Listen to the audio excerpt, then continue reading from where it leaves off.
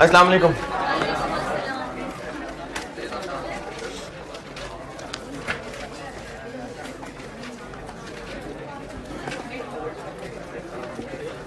दुरूद शरीफ पढ़ लें।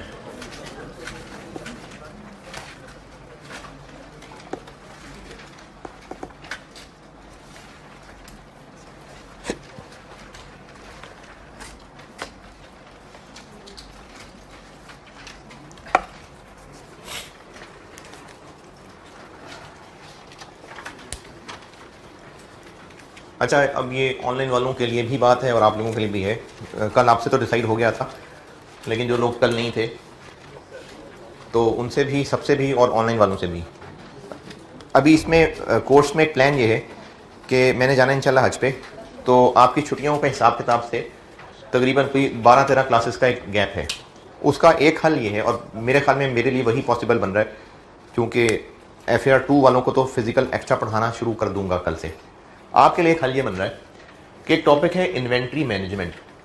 ये ऑलमोस्ट इंडिपेंडेंट है, इसका अगले पिछले चैप्टर से कोई ख़ास ज़्यादा ताल्लुक है नहीं। ये एक टॉपिक है जो मैंने लास्ट टाइम जो पढ़ाया था, लास्ट सेशन को, वो मैं यूट्यूब पे डलवा दूंगा। और ये जुलाई मिड की बात कर रहा हूँ, यानी अपनी छुट्टियों की बात कर रहा हूँ। मेरी छुट्टियाँ हैं 5 जुलाई से 24 जुलाई तक, मोस्ट प्रॉब्ली 25 भी, क्योंकि सुबह सुबह ही पहुँचूंगा। ये मेरी छुट्टियाँ हैं, और अपनी अगर आप ईद की छुट्टियाँ देखेंगे तो इसी के बीच में ही हैं, तो उस हिसाब से कुछ 12 तकरीबन क्लासेस बनती हैं इन्हीं दिनों के अंदर, यानी जो रेगुलर क्लासेस होनी थी इन्हीं दिनों में ये टॉपिक। और अगर ये टॉपिक मुझे अब याद नहीं है, लास्ट टाइम मैंने शायद 10 दिनों में पढ़ाया था, ये मैं अभी जून एंड तक जाके फैसला करूंगा अपनी जून की परफॉर्मेंस देख के कि ये टॉपिक सिर्फ, या एक दो छोटे मोटे और वो जो एक एक दो दो क्लासेस में लपेटने वाले होते हैं, वो मैं यूट्यूब पर डलवा दूंगा। अब जो इस फिजिकल क्लास वाले बच्चे हैं वो भी, और जो ऑनलाइन वाले हैं वो भी, ये टॉपिक अगर वो अपना कोर्स एंड अगस्त मिड ना करना चाहें, 5 अगस्त तक रखना चाहें, तो वो ये टॉपिक पढ़ लेना। और उम्मीद है कि ये यूट्यूब से देख के भी आ ही जाएगा, ताकि फिर जब मैं वापस आऊं तो इसके अलावा बाकी कोर्स पूरा कराऊं। जब वो बाकी सब पूरा खत्म हो जाएगा, और ये वाले लेक्चर्स ऑनलाइन वालों की बात कर रहा हूं, आपके कोर्स में ये वाले लेक्चर नहीं अपलोड होंगे, ये यूट्यूब पे होंगे। लेकिन जब मैं वापस आऊंगा तो मुझे उम्मीद है कि सिग्निफिकेंट नंबर ऑफ स्टूडेंट्स वो होंगे जो चाहेंगे कि नहीं, फिजिकल क्लास में ये टॉपिक पढ़ना है। दोनों सेक्शन में से मुझे लगता है कुल मिलाकर को 15, 20, 25 फिर भी बन ही जाएंगे। अगर तो वो 15, 20, 25 बन गए, तो फिर जब मैं पूरा कोर्स खत्म कर चुका हूंगा, उसके बाद फिर ये टॉपिक मैं क्लास में दोबारा पढ़ा दूंगा। और है ये एक ग्रिड का हिस्सा है, सवाल आएगा तो उसमें से 9, 10, 12 नंबर का सवाल आ जाएगा, नहीं आएगा तो नहीं आएगा। लेकिन ये ग्रिड, ये डिसीजन मेकिंग का ग्रिड है, उसका हिस्सा है। आपको मैंने जो शुरू में ग्रिड दिया था ना, अगर अभी सामने पड़ा हुआ है किसी के, अगर है ये ना आखिरी ग्रिड है 30 से 40 नंबर का, ये उसका हिस्सा है। उसमें 4 टॉपिक हैं, 30 से 40 नंबर, यानी 3 सवाल तो आते ही आते हैं। तो उनमें से एक ये भी हो सकता है। आ गया तो 10-12 नंबर का सवाल है, नहीं आया तो नहीं आया। तो इस फेज के दौरान ये यूट्यूब पे अपलोड होगा। फिजिकल वाले भी यही देख रहे होंगे। अगर कोई ऑनलाइन वाला ये देखना चाहे तो वो देख ले, और ये वही कर सकेगा जिसका कोर्स साथ साथ चल रहा होगा। वरना ऑनलाइन वालों में से कईयों के भी 40 लेक्चर रहते होंगे अगस्त में, तो उनको से क्या फर्क पड़े कि कोर्स कब खत्म हुआ है। तो जो ये देखना चाहें आप लोगों में से और आप लोगों में से, वो इस फेज में ये यूट्यूब पे देखेंगे। उसके बाद मैं वापस आके कोर्स पूरा कराने के बाद इसको फिर दोबारा पढ़ाऊंगा। और अगर तो सब ने कहा नहीं बस ठीक है यूट्यूब वाला मामला हल हो गया, तो फिर नहीं पढ़ाऊंगा, और ऑनलाइन वालों के लिए यही फिर कोर्स में डलवा दूंगा मैं। लेकिन अगर आप लोगों ने कहा कि पढ़ना है तो मैं अवेलेबल, मैं कोर्स खत्म करने के बाद ये एंड पे दोबारा पढ़ाऊंगा। और चूंकि दोबारा पढ़ा रहा हूँगा तो फिर ये है जो आप ऑनलाइन वालों के कोर्स में मैं अपलोड करवाऊंगा, जो रिसेंट वाले होंगे। अब इस सारी डिटेल गाइडेंस के बाद किसी को कोई कन्फ्यूजन है तो पूछें, कन्फ्यूजन पूछें, आइडियाज रहने दें। कन्फ्यूजन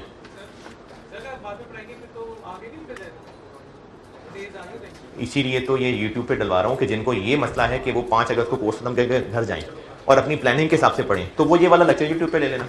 लेकिन वो बच्चे जो लाहौर के ही हैं और उन्होंने इन 12 दिनों के गैप को छुट्टियां समझ के, वो जो अगस्त में एंजॉय नहीं, जो अगस्त में तैयारी करनी थी वो अभी कर लेंगे, तो फिर उनको कोई मसला नहीं है। 15 अगस्त तक भी मैं पढ़ा रहा हूँ, तो उनके लिए फिर ये मैं फिजिकल पढ़ा रहा हूँ। लेकिन अगर दोनों सेक्शन में से कोई भी ना हुआ ये पढ़ने वाला, तो फिर नहीं पढ़ाऊंगा, बस जो यूट्यूब पे चला गया वो चला गया। हैं? नहीं, अगर आप लोगों में से कोई हुआ फिजिकल पढ़ने वाला, ऑनलाइन डालने से क्या बता दें? फिर से यूट्यूब पे? नहीं, ऐसे नहीं होगा। चलो तब देखेंगे, तब देखेंगे, हो सकता है डाल दो। कोई और कंफ्यूजन, परेशानी? चलो डाल देंगे, वो भी यूट्यूब पे डाल हैं। किधर है, कौन है? पहले दिए हैं कभी टेस्ट? वाकई? तो फिर होंगे साथ साथ ही।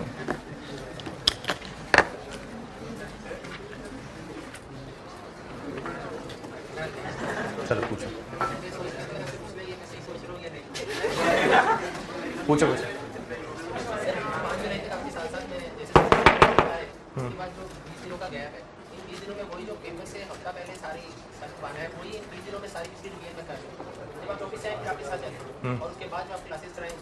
हाँ ठीक है, सही है, मैं मतलब ये रीजनेबल बात है, लेकिन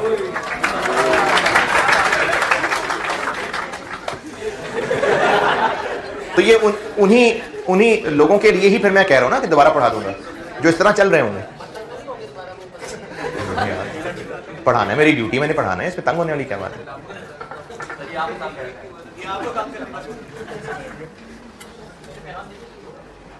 हैं? क्या हो गया? किसने क्या पैगाम देना? वो तो मैं पूछ लूंगा लेकर जाते हुए, कोई बात नहीं। ठीक। होमवर्क एक ऑटम 21 डिस्कस नहीं हुआ था और दूसरा स्प्रिंग 17 होमवर्क दिया था मैंने। पहले ऑटम 21 की बात करता हूं।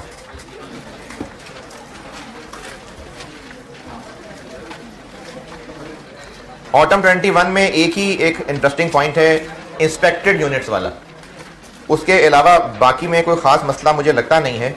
इंस्पेक्टेड वाला अच्छा पॉइंट है, वो तो बता देता हूं।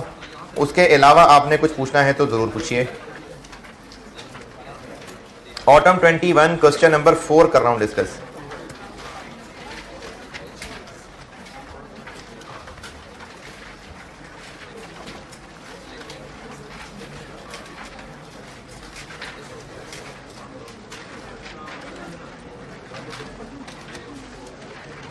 ऑटम 21 इसमें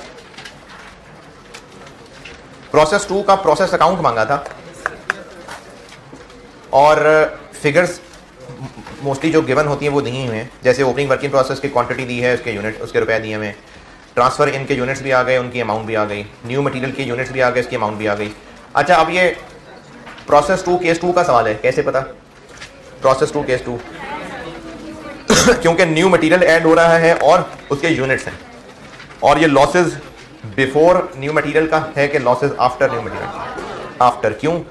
क्योंकि न्यू मटेरियल स्टार्ट पे ही ऐड हो जाता है, तो ये लॉसेस आफ्टर न्यू मटेरियल का सवाल है। अब इसमें नॉर्मल लॉस की कैलकुलेशन में जो एतराज हो सकता है वो बता रहा हूँ। ये क्या है बोला? स्विंग 17? हाँ ठीक है। ये जो कल आपको कॉपी नहीं मिल सकती थी होमवर्क, ये उसी की कॉपी रख लें। इंस्पेक्टेड यूनिट समझा रहा हूँ भाई।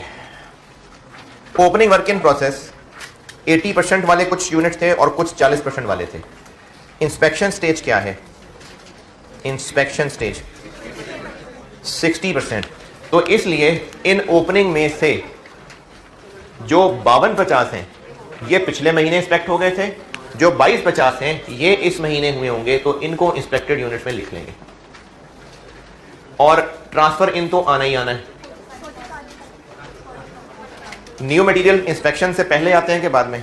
पहले। न्यू मटेरियल पहले ना, एट स्टार्ट पे ही आ जाते हैं। एट स्टार्ट यानी महीने के शुरू में नहीं, जब भी मशीन में यूनिट्स जलेंगे साथ ही उसमें फ्लेवर भी ऐड हो जाएगा, तो ट्रांसफर इन भी आएगा और न्यू मटेरियल भी आएगा। 22,500। अब रहा मसला कि क्लोजिंग के साथ क्या करना है। 5400 इंस्पेक्ट हो गए, इसलिए वो लेस नहीं करने। 3600 इंस्पेक्ट नहीं हुए, इसलिए वो लेस हो जाएंगे। ये होंगे इंस्पेक्टेड यूनिट्स। ये इसमें एक पॉइंट था। अच्छा, इसके अलावा आपने जो पूछना है पूछें। ऑटम 21 जिन लोगों ने भी किया है, और ये बात पहले मैं एक सवाल में डिस्कस करते बता चुका हुआ हूं कि अगर ओपनिंग क्लोजिंग वर्किंग प्रोसेस दो तरह के दो मशीनों में पड़े हुए हैं, तो ईपी के अंदर दोनों की अलग अलग कन्वर्जन की लाइनें आ जाएंगी। ये एक सवाल ऑटम 11 डिस्कस करते हुए बताया था मैंने। फिर भी ईपी और इंस्पेक्टेड यूनिट्स में आपने कुछ पूछना है तो पूछिए। ऑटम 21 में आपकी तरफ से कोई मसला, कोई परेशानी नहीं? हाँ जी,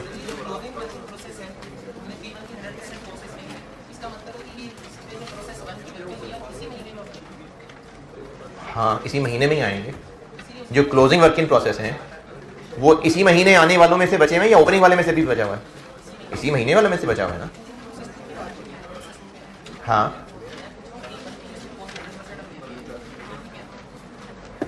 ये प्रोसेस 2 में ही आए हुए यूनिट्स जो ट्रांसफर इन हैं उनको हम P1 कॉस्ट कह रहे होते हैं। जो इस महीने में P1 से आए हैं उनकी जो कॉस्ट P1 से ट्रांसफर होकर यहां पहुंची है, ये हम उसी को P1 कॉस्ट कह रहे होते हैं जी।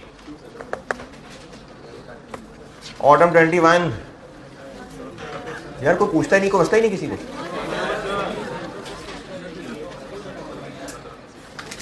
चले ठीक है, कोई मसला नहीं। स्प्रिंग 17,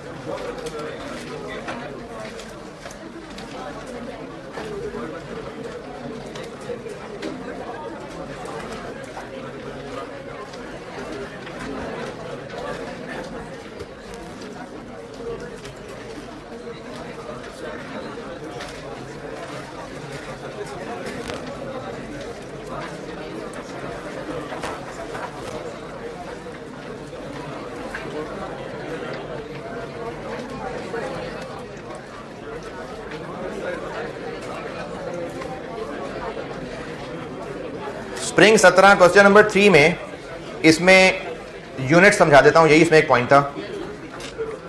यूनिट्स की कहानी समझा रहा हूं कस्टमर की तरफ से। अच्छा ये ना जॉब ऑर्डर कॉस्टिंग एक चैप्टर मैंने कराना है बिल्कुल एंड पे, ये है उसका सवाल, लेकिन प्रोसेस के स्टाइल का सवाल है इसलिए प्रोसेस में ही कर रहा हूं। एक कस्टमर का ऑर्डर मिला और ये ऑर्डर मिला है 1 दिसंबर 16 को। मैं फिर बता रहा हूं ये है जॉब ऑर्डर कॉस्टिंग नाम का एक चैप्टर, ये है उसका सवाल, लेकिन प्रोसेस कॉस्टिंग के स्टाइल पे ही पूछा हुआ है इसलिए हम प्रोसेस में ही कर रहे हैं इसको।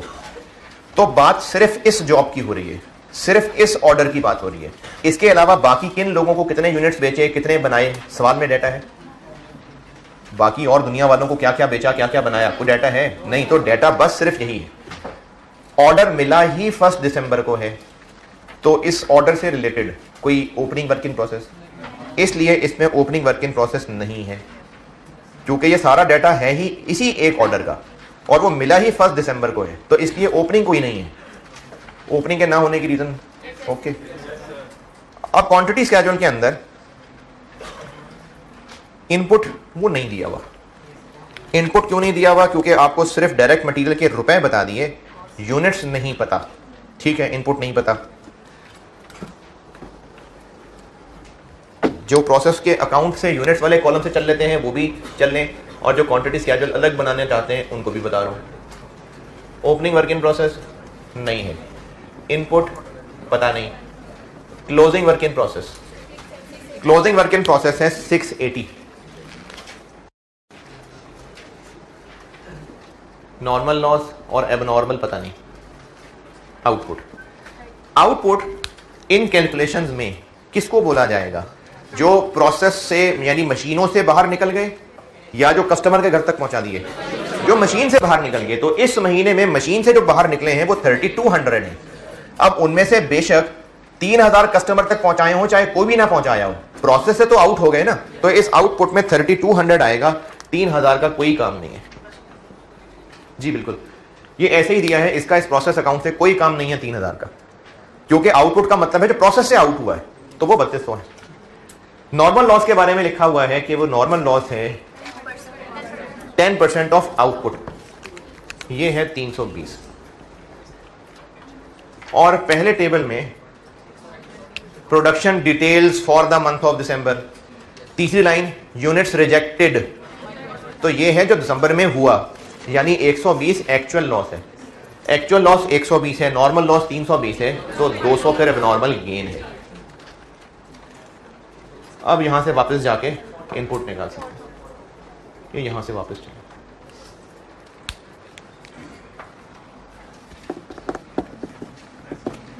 तो ये इसमें एक पॉइंट है जो समझाना चाहिए था सबको। इसके अलावा बेटा आपने जो पूछना है पूछें।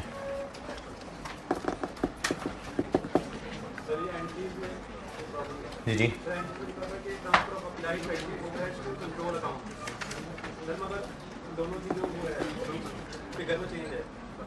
दोबारा बोलें।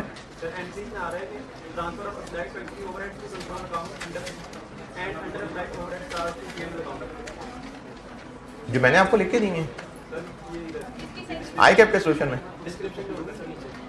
आई कैप के सोल्यूशन में मेरे सोल्यूशन को लिफ्ट नहीं कराई।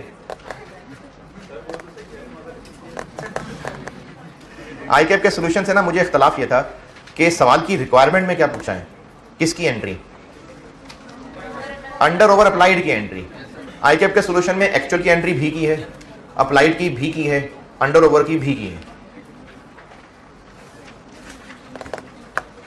मेरे हिसाब से इसमें सिर्फ अंडर ओवर अप्लाइड की एंट्री होनी चाहिए थी, तो मैंने आपको जो सोल्यूशन दिया उसमें सिर्फ अंडर ओवर अप्लाइड की दी है।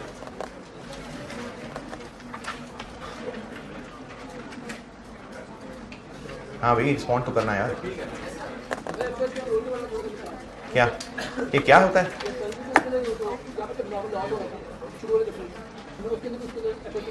जी बिल्कुल। अच्छा एफओएच कंट्रोल ना मैंने अभी बिल्कुल थोड़ा सा पढ़ाया था कि इस चैप्टर की एंट्रीज कवर कर लें। इस पे डिटेल डिस्कशन होनी है इन सारे अकाउंट्स पे दोबारा जब मैं कॉस्ट एंड प्रोडक्शन को प्रॉपर्ली पढ़ाऊंगा वो आखिर में ही, लेकिन उस चैप्टर में बताऊंगा कि एफओएच कंट्रोल और ये सब। स्प्रिंग 17 क्वेश्चन 3 बस ठीक है डन। एक सवाल मैं और करा रहा हूं और उसमें एक दो कैलकुलेशंस बड़ी अच्छी हैं इसलिए करा रहा हूं क्योंकि अगर होमवर्क दूंगा और फिर डिस्कस करूंगा तो भी तकरीबन इतना ही टाइम मुझे फिर लग जाना है। या होमवर्क दे दूं?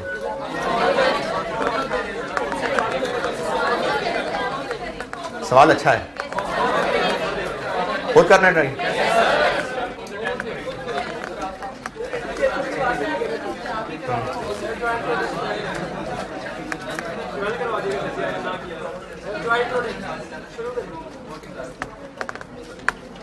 सही है यार, फिर मैं होमवर्क ही दे देता हूँ, लेकिन ये फिर करना है क्योंकि इसमें ना एबनॉर्मल लॉस वगैरह का पॉइंट बड़ा मजेदार है। तो अगर आप करना चाहते हैं बहुत अच्छी बात है, शाबाश जरूर करें। मैं फिर इसका सोल्यूशन आपको दे देता हूँ। आई कैप के सोल्यूशन से मुझे कोई इख्तलाफ नहीं है, बस वैसे ही जिस पैटर्न से सिखाया है उस पैटर्न पे बना के सोल्यूशन दे रहा हूँ, वरना आई कैप का बिल्कुल ठीक है। बताता हूँ ठहरे, मैं वो फिर टीए को भेज दूँ ना ताकि आपको वो उसका सोल्यूशन दे दे। नहीं सोल्यूशन देखे बगैर ही करिएगा, लेकिन करने के बाद भी तो तसल्ली हो ना कि क्या किया है। मैं आपको सोल्यूशन की कॉपी का भिजवा देता हूँ।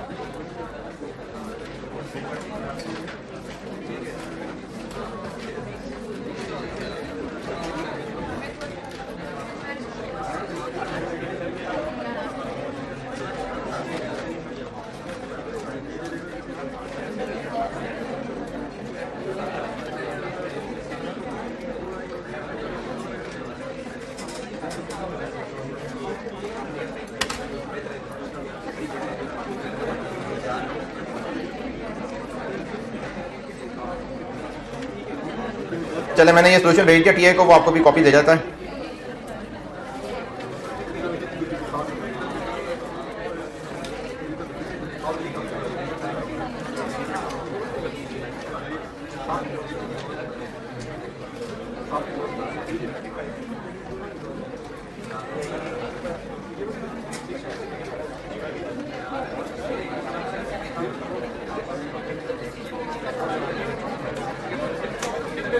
अभी मिड में, जून में इंशाल्लाह।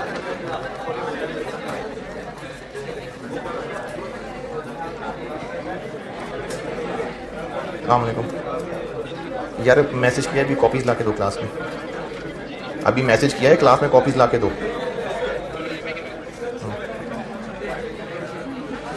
अच्छा, सवाल है स्प्रिंग 19 क्वेश्चन नंबर 1। इसमें लॉस की भी अच्छी कैलकुलेशन है और उसी की वजह से ये अच्छा सवाल है। स्प्रिंग 19 यानी मार्च 2019 क्वेश्चन नंबर 1। वो टीएस वाले ग्रुप में मैंने एक फाइल भेजी है अभी, आपको कह रहा हूँ, टीएस वाले ग्रुप में एक फाइल भेजी है अभी सोल्यूशन, वो कॉपी करा के ला दो।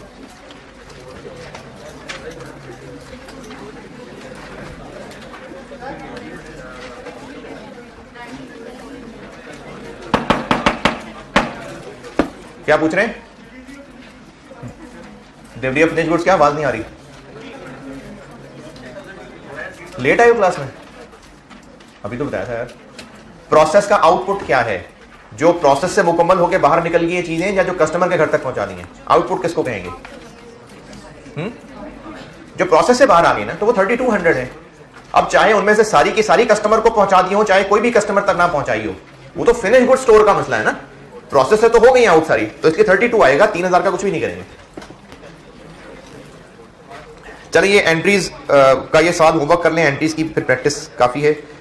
और इससे पहले कोई 2-3 सवाल ऐसे थे होमवर्क जिनमें कुछ एंट्रीज भी रिक्वायर्ड थी, तो वो तो अंडरस्टूड है होमवर्क, वो तो कभी ना कभी है ही है।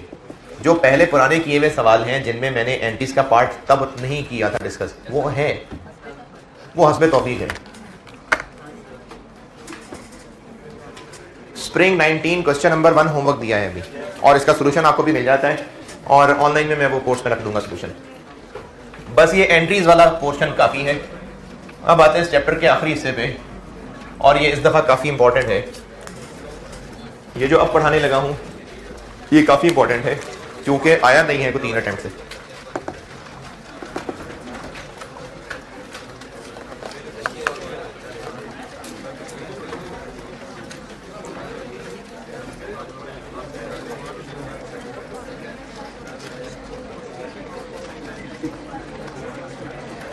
अच्छा, मैंने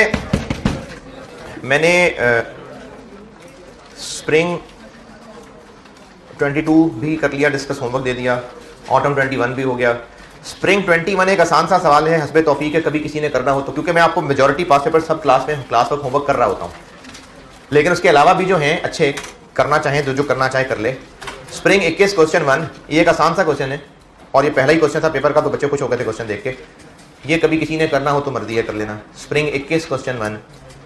फिर ऑटम 20 में ये वेरिएंस से मिक्स हुआ था, स्प्रिंग 20 जॉइंट प्रोडक्ट्स है, ऑटम 19 भी ये शायद किसी से मिक्स हुआ था। स्प्रिंग 19 अभी दे दिया, ऑटम 18 मार्जिनल एब्जॉर्प्शन है, स्प्रिंग 18, ऑटम 17, स्प्रिंग 17 है, स्प्रिंग 17 भी हो गया डिस्कस, ऑटम 16 भी डिस्कस हो गया, स्प्रिंग 16 में ये शायद नहीं था, ऑटम 15 मैंने करवाना है, स्प्रिंग 15 भी डिस्कस हो गया, ऑटम 14 भी डिस्कस हो गया, बस मेजॉरिटी पास पेपर्स हो गए। तो स्प्रिंग 21 से कहा है मैंने क्वेश्चन 1, ये हस्बे तौफीक किसी ने करना हो तो बेशक कर लें, आसान सवाल था। अभी जो ऑफिशियली होमवर्क दिया है आज का वो स्प्रिंग 19 क्वेश्चन 1 है, जो कल करूंगा इंशाल्लाह डिस्कस, लेकिन आपने ट्राई पूरी की हो उसकी। और वैसे कहा है कि स्प्रिंग 21 क्वेश्चन 1 भी कोई करना चाहे तो वो कर लीजिएगा बेशक, वो आसान सा सवाल था एक। इस चैप्टर का तीसरा हिस्सा, और जो आईकेएफ की बुक के हिसाब से बात करें तो इसका उन्होंने चैप्टर ही अलग बांट दिया, वो है joint products and by products. और ये कोई बिल्कुल नई चीज नहीं है, जो अब तक की मेहनत की है वहां तक तो पहुंचेंगे ही, उसके बाद कुछ और होगा आगे। इनमें से पहले जॉइंट प्रोडक्ट्स करता हूं डिस्कस। पहले जॉइंट प्रोडक्ट की करते हैं बात।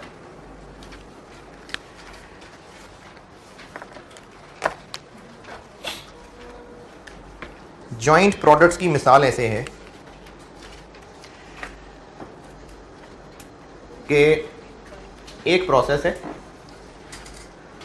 उस प्रोसेस का इनपुट कोई एक मटेरियल है,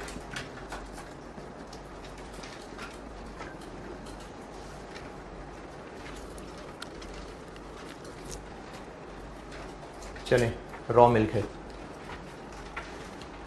इस प्रोसेस से, अच्छा वैसे प्रैक्टिकली क्या कितने प्रोसेस से टूटता है ना मुझे पता ना आपको पता, तो मैं भी मिसाल बना लेते हैं। इस प्रोसेस का जो आउटपुट है, एक तो वो प्रोसेस्ड मिल्क होगा जो डब्बों में बंद करके मिल्क के तौर पे ही बिकेगा, फिर इसी कच्चे दूध से मलाई भी निकलनी है और वो एक अलहदा प्रोडक्ट के तौर पे बिकेगी, हैं? और क्या कर लें, दही निकाल लें, चलें दही भी इसी से बना लेते हैं, नहीं चाय नहीं बनाएंगे इससे, बटर। चलो ये दो काफी हैं, जो बात समझा रहा हूं वो इन दो में समझ आ जाएगी। इस प्रोसेस में इनपुट एक ही चीज थी, लेकिन जब आउटपुट हुआ है तो वो दो अलग अलग तरह के प्रोडक्ट्स बन गए। ये दोनों चूंकि एक ही प्रोसेस से निकले हैं और एक ही कॉमन मटेरियल से बने हैं, इसलिए इनको जॉइंट प्रोडक्ट्स कहते हैं।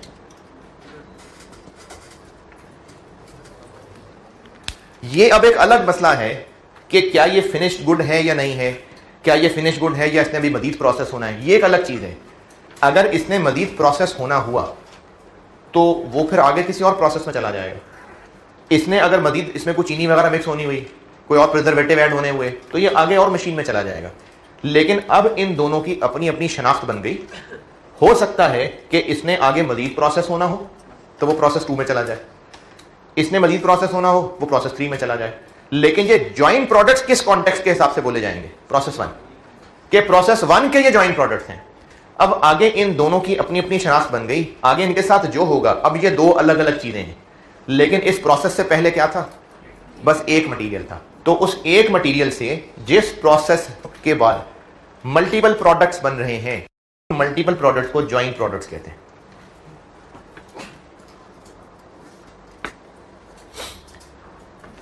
ये जॉइंट प्रोडक्ट्स हैं और इनको प्रोडक्ट इसलिए कह रहे हैं कि ये भी एज अ प्रोडक्ट सेल होता है और ये भी एज अ प्रोडक्ट सेल होता है, इसलिए जॉइंट प्रोडक्ट्स हैं।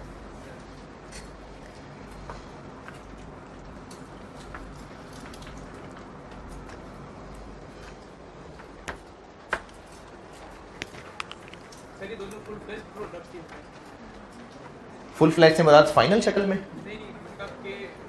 यानी मेन प्रोडक्ट हैं। हाँ, दोनों मेन प्रोडक्ट हैं, मार्केट में बिकते हैं एज अ प्रोडक्ट, बिजनेस है। यानी जिस बिजनेस ने ये दोनों बनाने होंगे, ये दोनों ही वो बनाया करते हैं, उनके प्रोडक्ट्स हैं। वरना अभी पढ़ाऊंगा तो कल, लेकिन अभी वैसी ज़मीनी बात आगे तो बता रहा हूं। कुछ चीजें होंगी जो बस चूंगे में बन रही होंगी, जैसे अगर ये चिकन होता तो उस चिकन से नगेट्स भी बन रहे होते, उसकी जो यानी जो बोनलेस बन रहा होता, उसके अलावा जो हड्डियों के साथ गोश्त है वो एक अलग प्रोडक्ट बिक रहा होता, और जो चिचड़े हैं वो भी किसी ना किसी को बिकते। जरूरी नहीं कि शारमे वालों को बिके, वो हो सकता है आगे एनिमल फीड वालों को बिक रहे होते, लेकिन वो इतने सस्ते होते कि उनको मेन प्रोडक्ट कहना मुनासिब ना होता। और वो जो मुर्गियां ज़िबा कर रहे होते वो उनके छिछड़ों के लिए ना कर रहे होते, मेनली गोश्त के लिए कर रहे होते, लेकिन वो जो छिछड़े बनते हैं वो भी बहरहाल प्रोडक्ट ही होता, उसको बाय प्रोडक्ट कहते हैं। लेकिन जॉइंट प्रोडक्ट वो होते हैं जो इस प्रोसीजर बनाने के दोनों ही मकसद थे, दोनों ही मेन प्रोडक्ट थे, वो जॉइंट प्रोडक्ट्स हैं। 2 भी हो सकते हैं, 3 भी हो सकते हैं, इनको जॉइंट प्रोडक्ट्स कहते हैं। देखिए, अगर वो जो बाय प्रोडक्ट बन रहा है, अगर वो कोई महंगी चीज होती तो बिजनेस फिर उसको भी इज्जत दिया करता और उसको भी बनाने का अपना मेन मकसद ही मानता, तो फिर वो मेन प्रोडक्ट होता। हाँ, नहीं, क्रीम भी चूंकि महंगी बिकती है तो इसको भी वो एज अ बिजनेस ही चलाएंगे। यानी उनका ये मकसद बन जाएगा कि इस प्रोसेस से क्रीम भी बनानी है जो डब्बों में बंद करके बेचनी है, वो भी महंगी चीज़ है, बल्कि काफ़ी महंगी होती है दूध से कंपेयर करेंगे तो, और ये भी एक प्रोडक्ट है। तो इसलिए दोनों चूंकि मेन प्रोडक्ट हैं इसलिए इनको जॉइंट प्रोडक्ट कहते हैं। अच्छा, क्या स्टूडेंट को फैसला करना पड़ेगा कि इनमें ये जॉइंट है या बाएं हैं? नहीं, सवाल में क्लियरली जॉइंट प्रोडक्ट ही होते हैं। अभी ठहर जाए थोड़ी देर, अभी बन जाए तब तक फिर देखते हैं। ये अभी आपको सोल्यूशन बांटा है, जो होमवर्क है उसका सोल्यूशन, आई कैप का सोल्यूशन बिल्कुल ठीक है, बस सिर्फ अपने फॉर्मेट पे करके आपको दिया है? नजर ही नहीं आ रहा? अच्छा है। Answer 1 string 19 tulip enterprises accounting entries work in process B, work in process A, work in process B, raw material inventory, wages control, FOS control, सारा कुछ तो पढ़ा जा रहा है यार।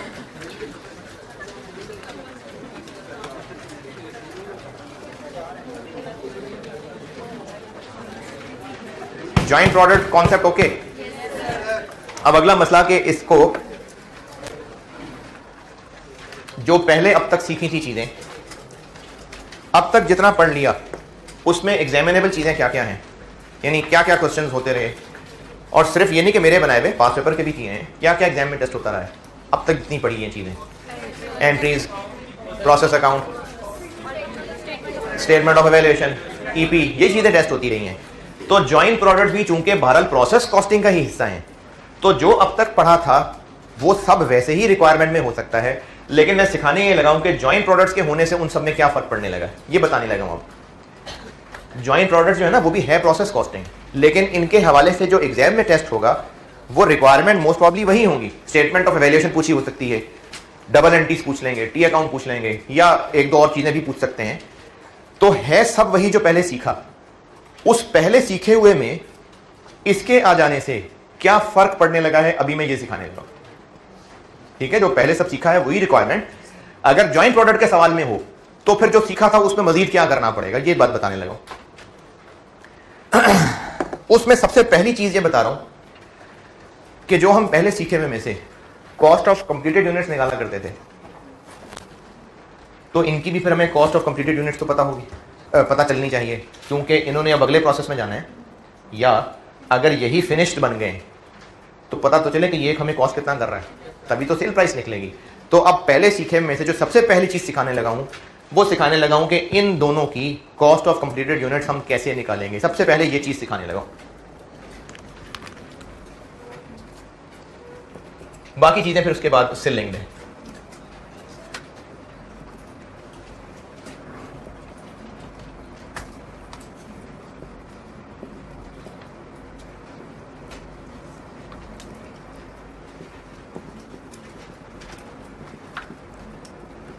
ये चीज सिखाने लगा हूं जी, बाकी रिक्वायरमेंट फिर इसी से ही आगे बढ़ेंगी। और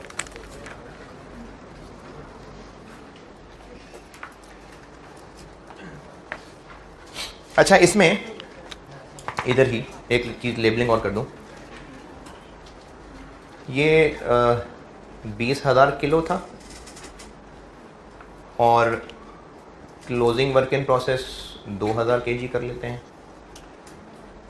लॉस 500 kg, ओपनिंग नहीं था कुछ, तो ये कितना होगा? आउटपुट क्या बना? 17,500। अब वो जो 17,500 है ना, ये 17,500 ही ये दोनों होंगे, इनमें से इसको कर लेते हैं 14,000 और ये 3500 किलो। अब मैं इसको एक न्यूमेरिकल शक्ल दे रहा हूँ। पेज मिल गया सबको? पेज खत्म हो गया? पेज एंड तक पहुंच गए सबको? ठीक है, मिल गया जी। इस सवाल में और अगर कॉम्प्लिकेशन डालनी है तो न्यू मटेरियल हो सकता है, बिल्कुल हो सकता है। मैं जो इसका हल बताने लगा हूं ना, अभी मैं इसका जवाब देने लगा हूं। जो पहले पढ़ा था वो सब डिस्टर्ब नहीं हो रहा, ये उससे आगे निकलने लगा है। तो इसलिए जो अब तक सीखा था सब कुछ वैसे ही उतना ही मुश्किल हो सकता है टेस्ट। इसमें जो मैं बात समझाना चाह रहा हूं उसके लिए जरूरी बात ये समझिए कि जब तक ये आउटपुट नहीं बन जाते तब तक ये दो नहीं है, तब तक एक है। ये एक मिल्क है, ये closing work in process milk ही है, लॉस ये मिल्क ही है। जॉइंट प्रोडक्ट का कॉन्सेप्ट ही तब आएगा जब आउटपुट होगा। यानी ये जो जॉइंट प्रोडक्ट है ये आउटपुट में से हैं, ये नहीं है मिल्क और क्रीम। ये प्रोसेस मिल्क और क्रीम नहीं है। तो क्लोजिंग वर्क इन प्रोसेस और लॉस ये उसी मटेरियल में से है जो इनपुट था। जॉइंट प्रोडक्ट का कॉन्सेप्ट ही कब निकलेगा? जब आउटपुट होगा। ये काम की बात है, वैसे लिख लें। क्या लिख लें? वाह, ये जो जॉइंट प्रोडक्ट का कॉन्सेप्ट है ना, ये आउटपुट से लेंगे, यानी जो क्लोजिंग वर्क इन प्रोसेस है, जो लॉस है, इनमें से कुछ नहीं है ये जॉइंट प्रोडक्ट्स। ये सारी शक्लें अभी वो इनपुट वाली चीज की ही हैं। जो चीज, जो केमिकल, जो मटेरियल इनपुट हो रहा है, वही फिजिकल चीज में से लॉस है, उसी फिजिकल चीज में से क्लोजिंग वर्क इन प्रोसेस है। जॉइंट प्रोडक्ट कब बनेंगे? जॉइंट प्रोडक्ट किनको बोल रहे होंगे? आउटपुट को, यानी आउटपुट है जो इन दोनों में तोड़नी है। Closing work in process loss नहीं इन दोनों में टूटना, सिर्फ आउटपुट है जो जिसके ये दो हिस्से हैं। तो फिर अपने आप को समझाएं। कुछ ऐसा लिख लें जो आप कल को पढ़ें तो आपको पता हो कि ये जो जॉइंट प्रोडक्ट तोड़े हैं, ये आउटपुट को तोड़ना है, वर्क इन प्रोसेस और लॉस को नहीं तोड़ना जॉइंट प्रोडक्ट में।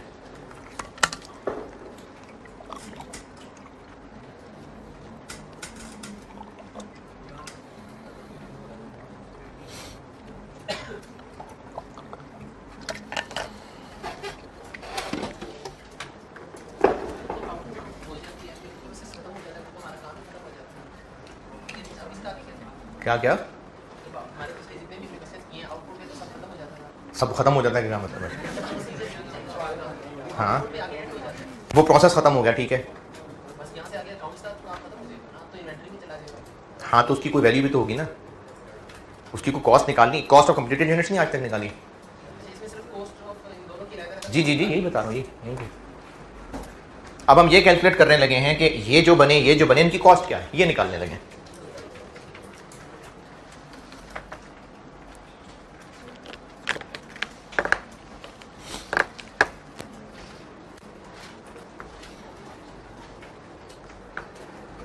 कुछ अपने आप को समझाने के लिए लिखना था, आपने समझा लिया, सब समझ गए। अब इस मसले का जवाब कि इन 14,000 किलो की कॉस्ट कितनी है, इन 3500 किलो की कॉस्ट कितनी है, अब इसका जवाब देने लगा। तो इसका जवाब ये है कि पहले हम लोग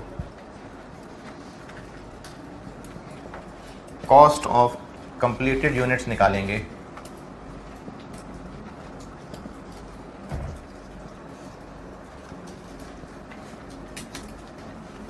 जो पहले सीखा। यानी जैसे पहले पढ़ा था ना, आउटपुट कितने किलो है? आउटपुट कितने किलो है?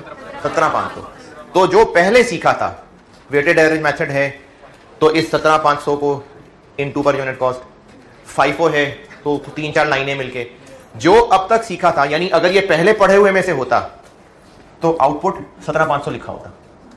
जो अब तक सीखा था अगर वही होता तो ये ना लिखा होता, आउटपुट 17,500 होता। तब जो हम 17,500 की कॉस्ट निकालते तो पहले तो हम वही करेंगे, यानी जितना आज तक सीखा है स्टेटमेंट ऑफ इवैल्यूएशन की line cost of completed units, पहले तो हम वही कैलकुलेट करेंगे। जब वो टोटल कॉस्ट कैलकुलेट हो जाएगी तो फिर उस कॉस्ट को इन दोनों में बांटेंगे, और वो किसी ना किसी की रेशो में बांट रहे होंगे।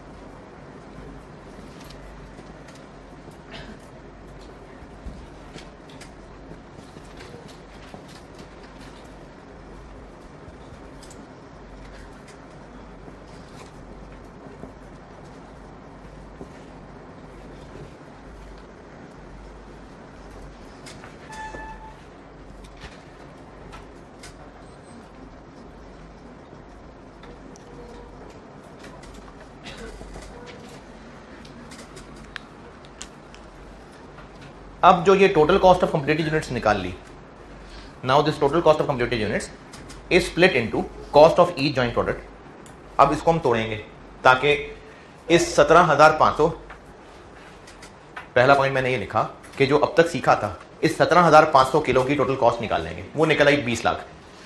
अब हमने उस 20 लाख को इन दोनों में बांटना है, उसमें से हो सकता है 20 लाख में से 13 लाख ये हो, 7 लाख ये हो। अब वो 20 में से 13 और 7 कैसे बनाना है, किसी रेशो में बांटना है, उसके लिए 2 तरीके चलते हैं, वो मैं अब यहां लिखूंगा। किसकी रेशो में बांटना है, इसके लिए 2 तरीके चलते हैं, वो 2 मैं यहां लिखूंगा इसके नीचे।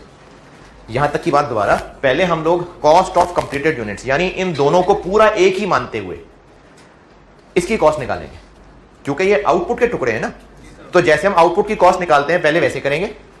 जब एक बार टोटल कॉस्ट निकल आई, उसके बाद उसको दोनों में तोड़ेंगे, और 2 में तोड़ना है, अच्छा 2 नहीं 3 4 भी हो सकते हैं सवाल में। जब उनमें तोड़ना है तो किसी रेशो में बांटना होगा।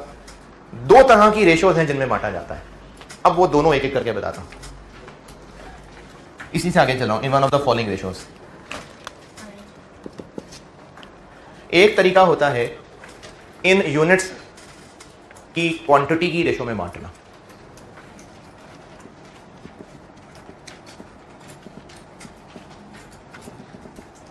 क्वांटिटी कह लें, यूनिट्स कह लें।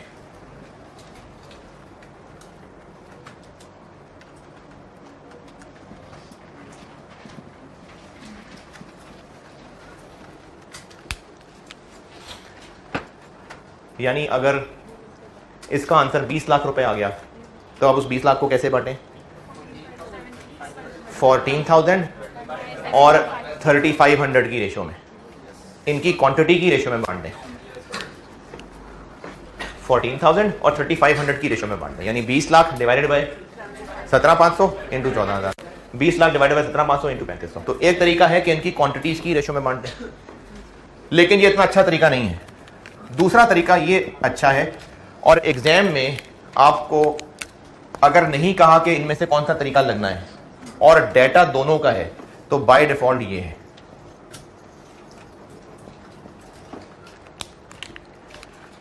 यूनिट्स का डाटा तो यकीनन होगा, इसका डाटा भी अगर है तो बाय डिफॉल्ट यही वाला तरीका लगना है। लेकिन अगर सवाल में कह दिया कि इस रेशो में बांटना, तो फिर इस रेशो में बांटना है।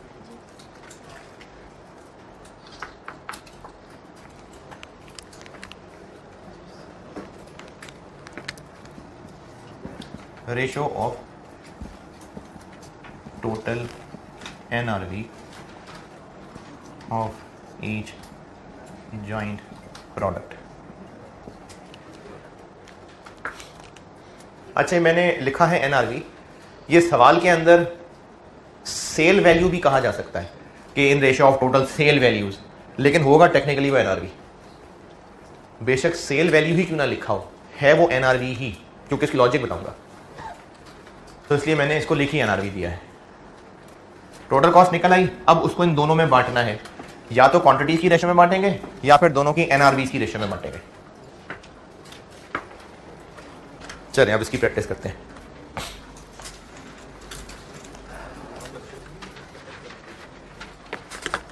सवाल लिखें, कर लें, इसको नोट कर लें पहले, फिर सवाल बताता हूं।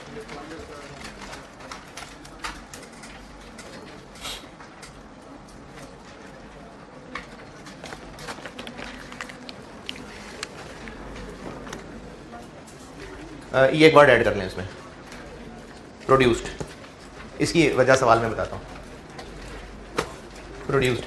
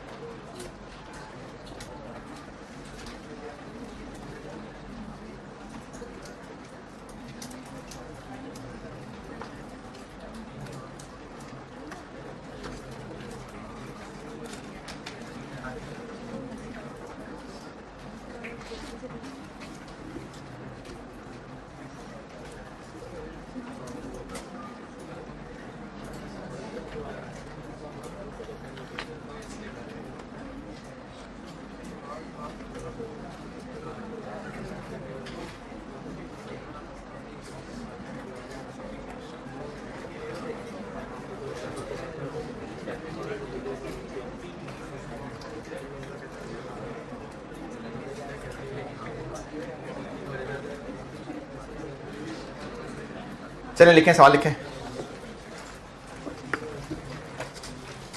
आउटपुट है, आउटपुट बता रहा हूं।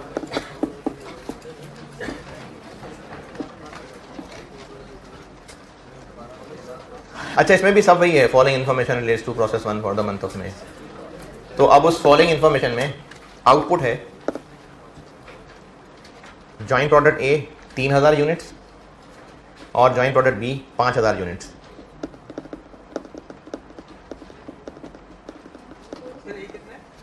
$3,000 और बी 5,000।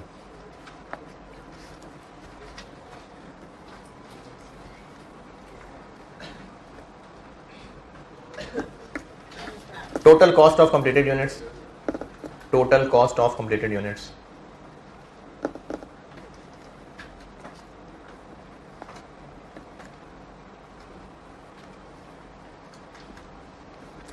$1.6 मिलियन, यानी 16 लाख।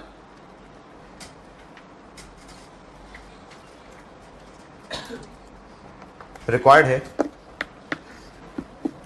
जी जी आपसे, सही कहा आपने, आपसे। Number 1, allocate joint cost of completed units, allocate joint cost of completed units in ratio of units produced,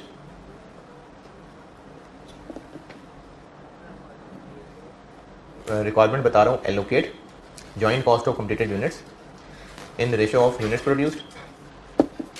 और दूसरी रिक्वायरमेंट है calculate cost per unit of each product। पहले तो 16 लाख को दोनों में बांटेंगे, फिर पर यूनिट कैसे निकालेंगे, उनके हर एक के यूनिट से डिवाइड कर देंगे। करें, पहले तो 16 लाख को बांटें रेशो में, उसके बाद जब हर एक का टुकड़ा आ जाए तो उसको पर यूनिट कर लें।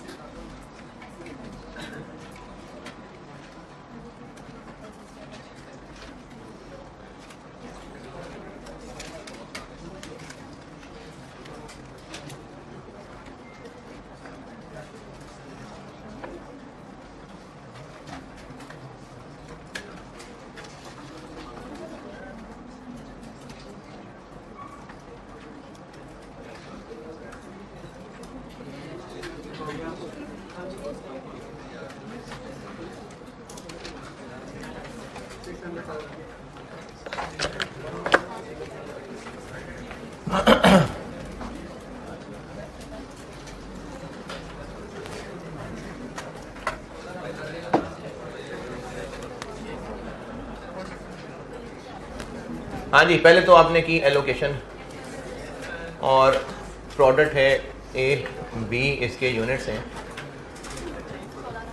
यूनिट्स का बोले 3000 और 5000, और इसको अब हम एलोकेट कर लेंगे 16 लाख को 3/8 और 16 लाख को 5/8, 6 लाख और 1 मिलियन।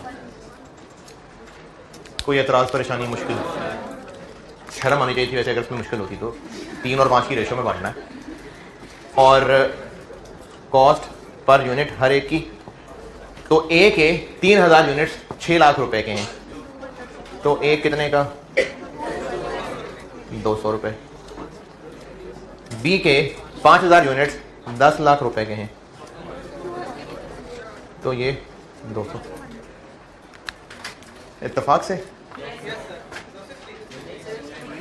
या ये दोनों सेम ही आने इस केस में, यानी यूनिट्स की रेशियो में बांटेंगे तो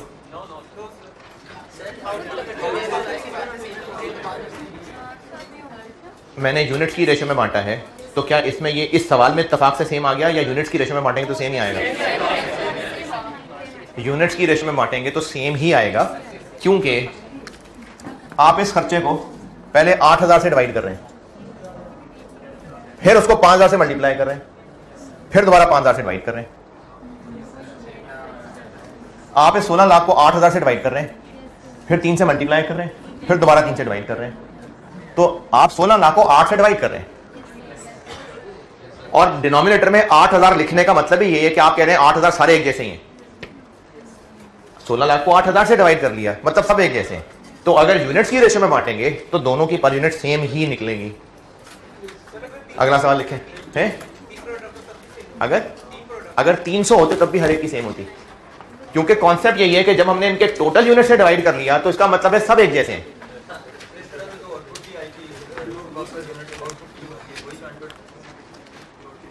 बिल्कुल, वो भी 200 ही होगी, ऐसे ही। ये स्टूडेंट ने कभी सवाल पूछा है और मैंने इसका जवाब दिया है। ये सवाल सबके सामने आएगा जब इसका एक कंप्लीट सवाल सामने आएगा, फिर मैं बताऊंगा इसने क्या पूछा था। नोटेड? अगला सवाल लिखें, यूनिट्स और 16 लाख सेम लिख लें, आउटपुट यही लिख लें, और कॉस्ट भी 16 लाख है, इतना सेम लिखें। आगे बताता हूँ। यूनिट्स यही वाले हैं 3000 5000, और टोटल कॉस्ट ऑफ कंप्लीटेड भी 16 लाख ही है।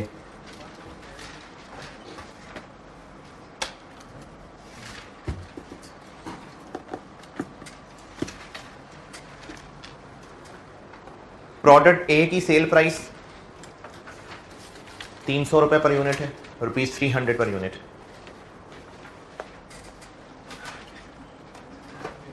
और प्रोडक्ट बी की सेल प्राइस 250 पर यूनिट है। Sale price per unit product ए की 300 है, प्रोडक्ट बी की 250 है।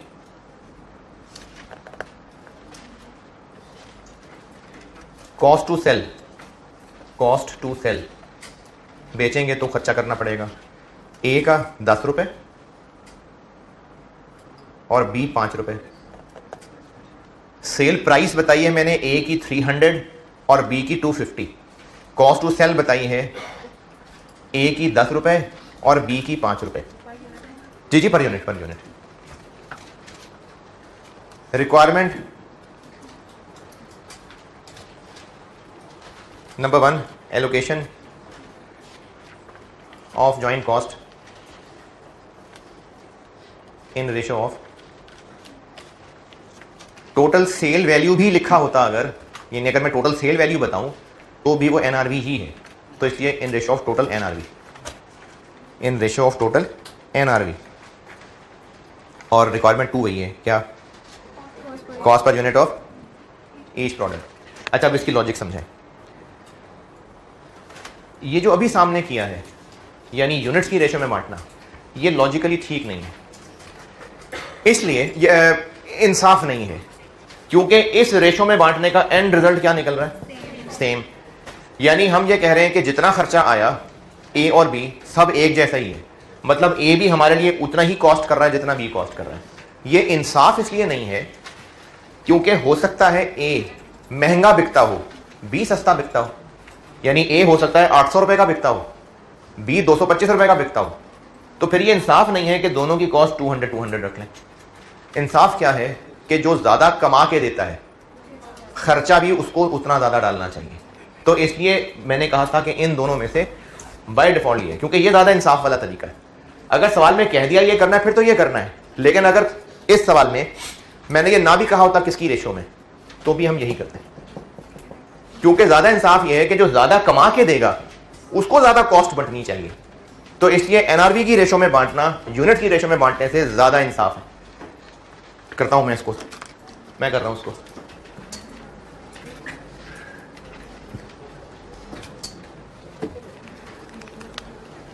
Total NRV. ए के 3000 यूनिट्स टोटल कितनी एनआरवी जनरेट कर देंगे? देखें 3000 यूनिट्स हैं, एक 300 का बिकेगा, लेकिन नेट तो 290 ही लाएगा वो, 870,000। बी के 5000 यूनिट्स टोटल कितना जनरेट कर देंगे? 122,500। तो ज्यादा लॉजिकल बात यह है कि जो ज्यादा रेवेन्यू जनरेट करके देंगे फिर 16 लाख का ज्यादा हिस्सा उनको जाना चाहिए, इसलिए अब हम 16 लाख को इस रेशो में बांटेंगे। 16 लाख डिवाइडेड बाय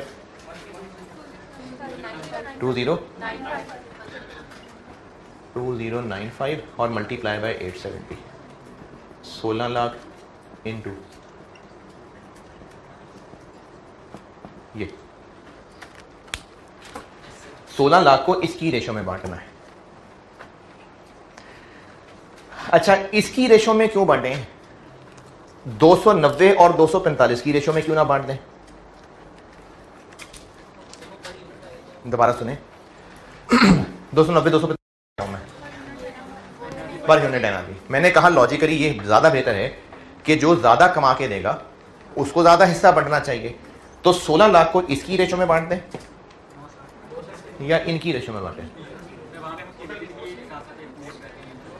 ये करना इसलिए इतना अच्छा नहीं है क्योंकि बेशक बज़ाहिर लग रहा है कि ये ज्यादा महंगा बिक रहा है, लेकिन क्या पता ये बनते ही 10 यूनिट्स हो और ये 2000 यूनिट्स बन जाते हो। तो हम बांट किसको रहे हैं? टोटल 16 लाख को। तो फिर बांटेंगे भी इस रेशो में कि कौन टोटल कितना कमा के देगा, ताकि जिसके जितने ज्यादा यूनिट्स हैं उनकी भी वेटेज कवर हो। ऐसा करने से यूनिट्स की वेटेज कवर नहीं हो पा रही। यूनिट की वेटेज कवर होने से मुराद यह है कि अगर 290 और 245 को देखेंगे सिर्फ, तो ज्यादा कौन कमा रहा है? ए, जबकि ए के थोड़े यूनिट हैं, बी के तो उसके डबल के करीब हैं, तो टोटल तो ज्यादा बी कमा के देगा। ये देखिए, तो इसलिए इस रेशो में नहीं, इस रेशो में। इसलिए कहा था कि in ratio of total NRV. अच्छा, वो जो मैंने वर्ड वहां प्रोड्यूस लिखा है उसकी क्या सिग्निफिकेंस है? अगर इस महीने में ए सारा बेच दिया होता, बी अभी सिर्फ 500 यूनिट्स बेच सके होते, तो जितने एक्चुअली बेचे हैं वो यहां लूं मैं। मेरी बात दोबारा सुने, 3000 ए बनाए और सारे के सारे 3 बेच दिए होते। बी बनाए 5000 हैं लेकिन बेचे अभी सिर्फ 500 होते, तो मैं यहां 3000 और यहां 500 लेता, क्योंकि बिके सिर्फ 500। फिर पूरे 5 क्यों? क्योंकि हम 16 लाख को बांट रहे हैं, तो 16 लाख जिन पे आया है वो 3000 और 5000 है। अभी नहीं बिके, कल बिक जाएंगे, कमा के तो टोटल देंगे ना। इसलिए मैंने यहां पर वर्ड प्रोड्यूस्ड ऐड करवाया था कि हो सकता है सवाल के अंदर आपको यूनिट सोल्ड भी दे दिए जाते, लेकिन हमने फिर भी रेशो किसके हिसाब से लेनी है? यूनिट्स प्रोड्यूस्ड की। तो अब जब इसको बांटेंगे, ये इधर ज्यादा कोने में आ जाएगा, इधर आंसर नजर ना आए शायद। इसका आंसर क्या? 66 66 44 39 और इसका आंसर 9। ये रिक्वायरमेंट 1 का आंसर और रिक्वायरमेंट 2 का आंसर 3000 और 5000।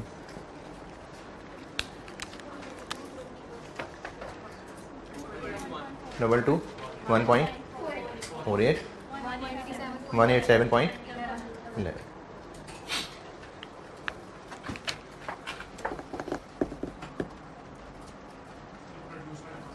है जी, हम ये जो सारा काम कर रहे हैं हम किसको बांटने लगे हैं? 16 लाख जो प्रोडक्शन की कॉस्ट है। तो जब प्रोडक्शन की कॉस्ट को बांटना है तो हमने यूनिट्स प्रोड्यूस्ड इस्तेमाल करने हैं कि यूनिट सोल्ड? प्रोड्यूस्ड। तो यहाँ प्रोड्यूस्ड ही इस्तेमाल करने। मैंने कहा था अगर सवाल में कहा होता कि बने 5000 हैं लेकिन इनमें से इस महीने बिके सिर्फ 500 हैं, फिर भी हम यहाँ 5000 ही लेते, क्योंकि बाकी 4500 तो बिक ही जाएंगे ना, फिर भी कल को तो बिक ही जाएंगे। अभी हम उनकी प्रोडक्शन कॉस्ट बांट रहे हैं, इसलिए यूनिट्स भी प्रोडक्शन वाले ले रहे हैं।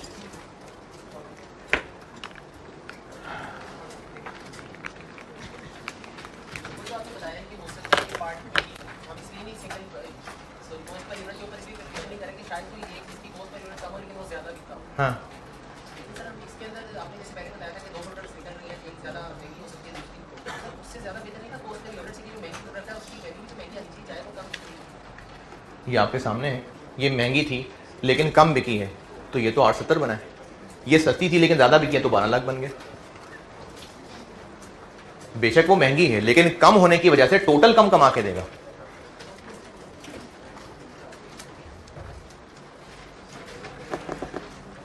चलें, इसका एक तीसरा सवाल भी है लेकिन चलें फिर वो कल करता हूँ मैं। ठीक है जी, अल्लाह हाफ़िज़।